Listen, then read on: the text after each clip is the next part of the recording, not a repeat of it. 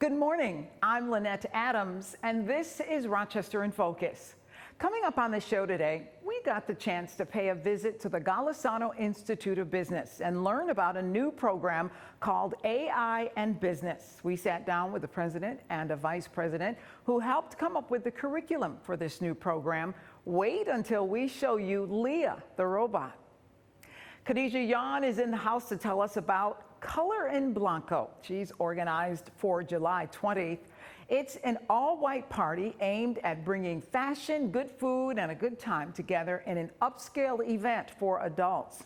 It's also a fundraiser for 3 deserving college-bound students, all happening at a mystery location. Well, there's no mystery about an event in Rochester this weekend. It's the 57th annual Cornhill Arts Festival. News 10 NBC is a proud media sponsor. It's all day Saturday, July 12th and Sunday, July 13th. And make sure to look for the art from the Lifetime Assistance Art Program. It's new this year, but we'll hear all about what's on tap for this year's festival.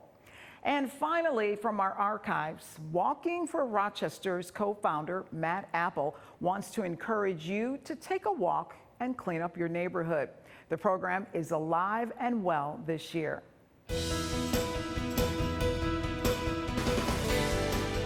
There's been a lot of conversation about AI and its use in business. Well, the folks at the Golisano Institute of Business have figured it out. And that's what we're talking about today. And joining me are Dr. Ian Mortimer, who is the president of Golisano Institute, as well as Graham Anthony, who is the assistant vice president for educational technology and innovation, and also the person who wrote the curriculum for a new AI and business program. Thank you for joining us. Thanks for visiting. So tell us about this new program and what students could expect. So right now our 2-year program has 12 credits of AI, tech, business analytics embedded within it. So even the 2-year program has a pretty tech-heavy bend. And the reason is that, you know, a lot of businesses, most businesses, all businesses are going to be tech businesses, data businesses in the future. And so knowing that not all students need the full 2-year program, many students have a bachelor's degree, many students have a master's degree, they've been in the workforce. How can we take what we do well and shorten it a little bit and take the best parts of what we're doing in AI and the revenue generating pieces of business and package them together in a 12-month program. And the thing that's important, I think, for the audience to understand is that Tom continues to pay the bill for our students. You know, it costs a lot of money to educate a student really, really well. And Tom's generosity allows the cost to be very, very low and the quality to be very, very high based on his generosity. It's pretty special. So Graham, if I'm interested in AI, can I come and take this program and just focus on AI? Well, it's a kind of a diverse program. It's AI and business, right? It's applied artificial intelligence to business. So our students do learn some core AI skills, but they also are getting that business acumen, right? And the thing that's really important about that is they're learning how to apply that artificial intelligence to the business that they're hoping to create. So somebody who comes in here with a business idea and wants to kind of work through it, it's actually going to be really kind of almost catapulted because they're going to be able to apply what they're learning with the artificial intelligence and the sales training to get that business off the ground.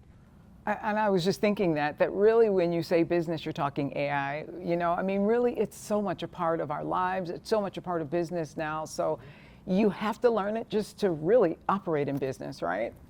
Yeah, I think that anyone who knows it will have a real leg up. I was just talking to a student who was generating marketing images. I mean, we're talking like hundreds of marketing images for their company really quickly. And it was hundreds because they were going to pick the best one. And then they were going to start to think about a marketing campaign based on that. And that's the kind of integration that we can do here and help those students kind of figure out how to think about the problem and then how to tackle it. So then if I leave here with that degree, what am I now qualified to do? AI is this term that's out there that I'm not sure everyone understands how to tackle it. And so some of the students that we know are starting this fall are being sponsored by their companies to be internal experts and change makers so that when they come back into their organizations, they have an internal expert consultant that is essentially re-engineering processes, finding new revenue opportunities, and focus on productivity with these advanced technologies. So it sounds like AI is a part of our lives. It's not going away, Yep. and it's a part of our future. Without doubt. And I think the thing that we're, again, talking to a lot of founders and presidents and CEOs is that they're most concerned about two things, revenue and cost. And from a revenue perspective, artificial intelligence can absolutely put some jet fuel in terms of current activities and future activities, automated responses, finding target markets, finding your ideal customer profile. From an expense perspective, everyone needs to trim costs if they're going to be competitive, and AI can add value to that from that perspective as well.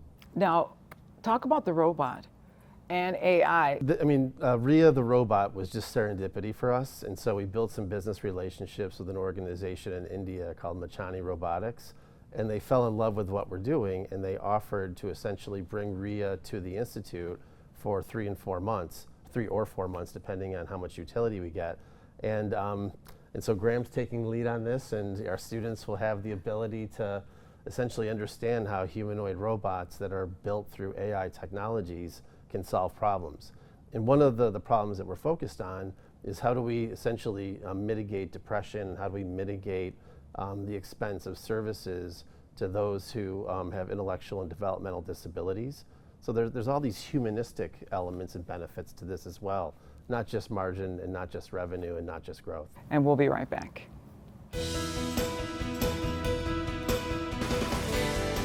It's called Color in Blanco. It's a big event coming up later on this month. It's an opportunity for you to get dressed to the nines, expect to have some fun, but also there is a component where you'll be able to give back to the community. And joining me to talk all about this is Khadijah Yan, who is the producer of Color in Blanco. Thank you for being here.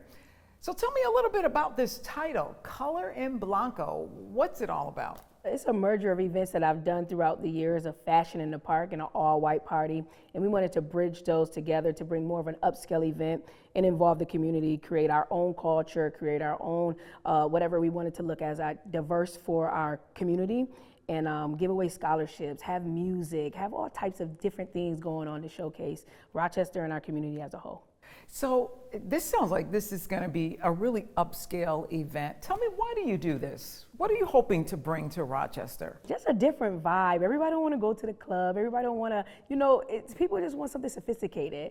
Something that you could talk while you're there, you could intermingle while you're there, you could have fun while you're there, and you could get to know individuals that you may not know and just feel good about yourself, feel vibrant about us, and feel great that we have something like this. Okay, Color Blanco, is it because of the white party or is it something more? Color, color is just essentially melanated color and in white for Blanco. So that's how we came up with the theme, is just us outside in white, celebrating and having a good time.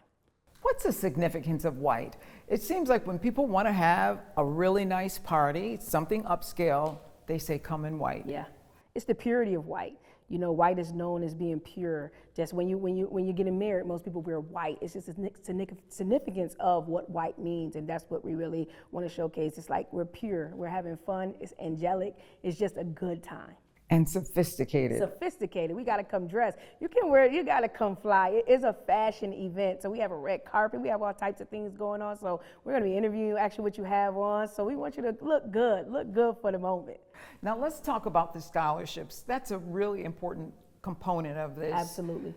Tell me about that. So we had a survey go out of individuals who are graduating seniors. They were able to submit a essay about their culture, what that meant to them, and then we're going to pick about 3 students with that, and they're going to receive a scholarship for college to help them with whether it's food or books or something like that, to help them get ready and prepare for the future as they go to college. Why is that important? I mean, why do you want to not just have fun, but you want to make sure that it's fun with a good cause connected to it? Giving back is my life. If you look at my history, I give back all the time with major events, and just knowing that I grew up my mother was a single parent. We didn't always have everything, so I understand some of the struggles that some students may go through. I went to college, and you don't always have the necessities, so being able to provide that and get the community on board to help provide that is essential for our youth to succeed. Also, it seems to me too that it sends a message that, we support our young people, and if you want to go to college, if you want to get this scholarship, do well in school. Absolutely. And have a plan. Absolutely, and let me piggyback. It's not all about college. You have a trade. We're moving into a trade market as well. So everybody, 4 years may not be everybody, 6 years, whatever you decide to do. But there's trades out there right now that people do. So just you can do anything in life, and we want to showcase that we support that. Yeah, absolutely. Now, I know that this event is more for adults, even though you do have a scholarship component. It's really more of a sophisticated event. And something that gives you something to look forward to, Yes. something a place where you will get dressed to the nines. Yes. Do we need that? Do we need more of that in Rochester? Absolutely. I'm a believer of how you look is how you feel.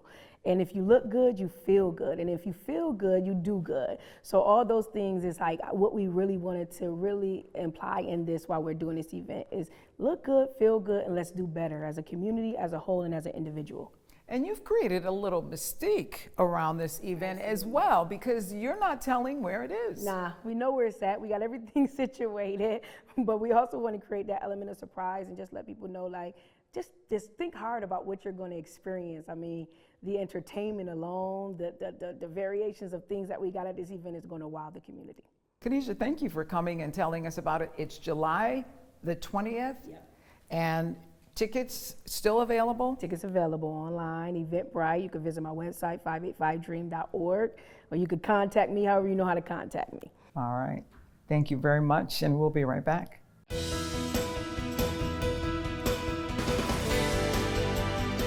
It's hard to believe we're already in July, and if we're in July, that means the Cornhill Arts Festival is somewhere nearby. It's coming up this weekend, and we want to let you know what you can expect this year. It's bigger and better than ever. Jeff Holdsworth is the president of the Cornhill Neighborhood Association, which puts this on every year. In fact, it's the 57th year of doing this. And Lindsay Frank is the Emerging Artist Chair. Thank you both for being here. Thanks for having us, Lynette. It's so exciting to talk about the Cornhill Arts Festival because there's always something new and something great. So let's talk about this year. What can people expect? Sure, great. Thank you. It's every year, 57 years, right? We're always coming up with something new. We're excited this year. We have a variety of things for everybody, right? There's the supporting the arts, which is the core of the festival, but then Lindsay will talk about the Emerging Artist Expo. This year for younger folks and even those young at heart, we brought the Rochester Lego Users Group in town, and they're going to set up a large Lego experience in the gym of the rec center. We have the Ferry House tour, just an unbelievable array of food and beverage and stuff to kind of relax and enjoy the whole day. That's nice that that's in the air-conditioned gym, so if it's hot out and you need a little break. Absolutely, take a break and explore the art and then wander in the gym and see the Legos. And maybe even try the slush bus. The slush bus will be there, everybody's favorite, delicious wine slushes from Merritt Winery. I want to talk about the Emerging Artists Program because I think that is such a great way of bringing new people into the Cornhill Arts Festival. Talk about how that works. Yeah, so it's our 15th year, sponsored by MVP. So it's open to any ages, new artists who've never exhibited their work before. So it's really a great way for someone who's maybe interested in starting to sell their work, to kind of get a foot into the door and to get their art exposed to the Rochester community. So we take about 25 new artists, any age.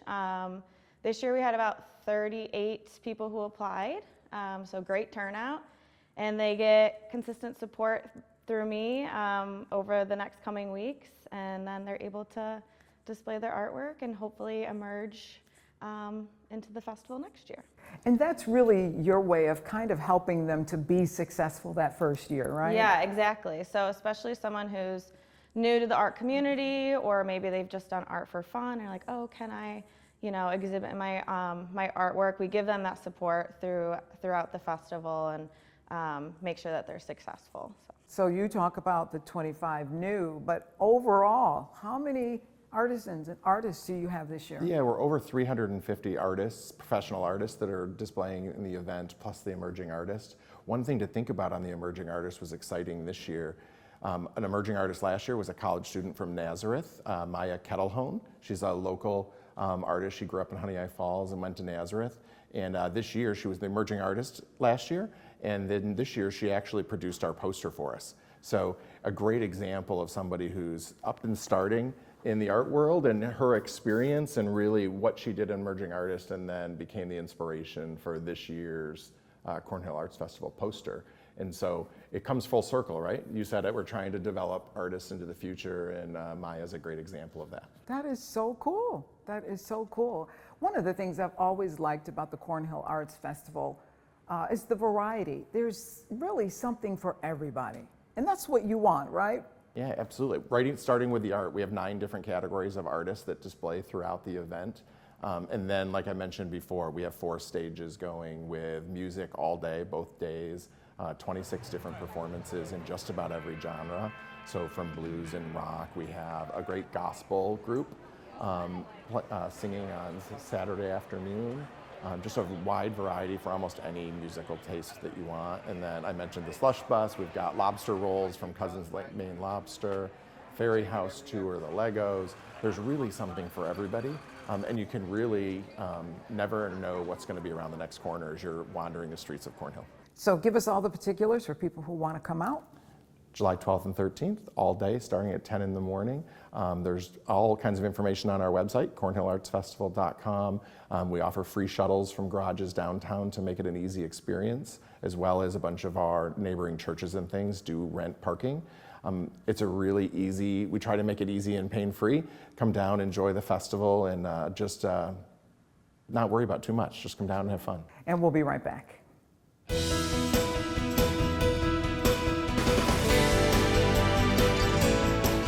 The organization is called Walking for Rochester. You've probably wondered about it. Today I'm talking with Matt Apple, who is one of the founders of this nonprofit. So let's find out what it's all about. Matt, thank you for being here. Thank you for having me. Appreciate the time. What is Walking for Rochester? Walking for Rochester is a local nonprofit, 501c3, and our mission is to organize businesses and neighborhoods to eliminate litter within their community. And our whole mission is to eradicate litter in Rochester, New York. It's our primary focus. That sounds like such a noble venture, but it sounds like a really high mountain to climb. It is, and one we're very excited to tackle. There's a lot of great organizations out there that help out with litter, and they do a great job of organizing their own litter cleanups. But this is our primary and only focus. Why did you start this organization, and why did you start this mission, I should ask first? After becoming a father, it gave me a new perspective on the value of family and community. And I started to think of ways to inspire everyday people to care more about their community. And litter actually is a great opportunity. You see, litter actually is the catalyst that sparks our unity as a community. Whether you're red or blue, or whatever your political or any affiliations you have, litter affects us all evenly. Litter affects us regardless of your background. And it gives us an opportunity to come together over something that we all share and value, which is community. We all want to take care of our home. We all want to take care of our community. But we have to show and instruct people how they can do that and how it's also rewarding to them. Now, you've been doing this for almost 4 years now. Tell me what you've learned, or tell me how this has impacted you. Well, it's impacted me because it shows that I was wrong when I was younger. Growing up in Rochester, you hear a lot of negative things about the city. Whether you're born in Buffalo or Philadelphia, every city has crime. And Rochester was a city that a lot of people just can't wait to get out of. And I was one of those people when I was in high school. But then I started to look at the other side of the city and the place that I call home. And I wanted to inspire other people to care more about their community. I mean, at the end of the day, the hard questions need to be asked. Aren't you tired of walking around your community with litter and trash all over the place? Aren't you tired of living in an environment where your children are playing literally in trash at their playgrounds or running into needles and glass and other things that are hazardous? We want to show people that they have the power to make these changes. It's not us, it's not me personally who's picking up these hundreds and thousands of pounds of litter. We're inspiring everyday people to get involved. We're not sharing this with a particular demographic. We have 4 specific programs that all touch on different types of people, different types of entities, between businesses, local residents, and local government. It takes all of us to make an impactful change in our community. This is about more than trash. It is about what you just talked about. It's quality of life. It's pride in your neighborhood.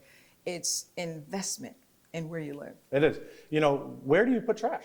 You put trash in where the trash is. And if I'm walking around my home or my community and I just see trash on the ground, I'm not going to think twice. I just throw it out my window. I throw it out of my hand. I don't worry about it. Who litters? Who are these people littering? It's everyday people like you and me. We're not so different than everyone else out there living in the same city as you and I. But we all have different experiences that scope our reality. And we want to simply just be a light for them to be drawn to.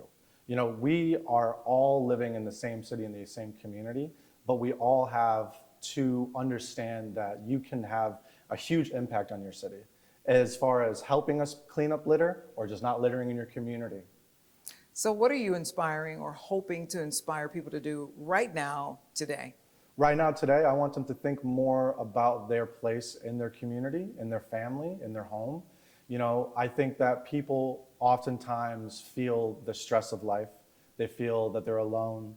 They feel that there's not a lot of opportunity for them to grow or to have an impact on their, you know, their living situation or anything like that. We just want them to show, we want to show them that they're not alone and that we want to help you. We want to empower you. We want you to feel valuable because to us, you are valuable. Every individual in this city is a valuable member of society. Sounds like the saying of my friend, don't talk about it, but be about it. Exactly. If you see it, own it. Yeah. Exactly. We'll be right back.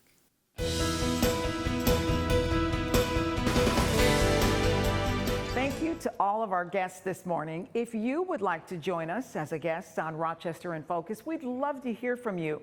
You can reach the News 10 NBC Newsroom at 232-1010 or send us an email at rif@whec.com. That's all the time we have today. If you want to know what your neighbors and friends are doing to make Rochester a great place to live, join us each Sunday morning for Rochester in Focus right here on News 10 NBC. Bye-bye.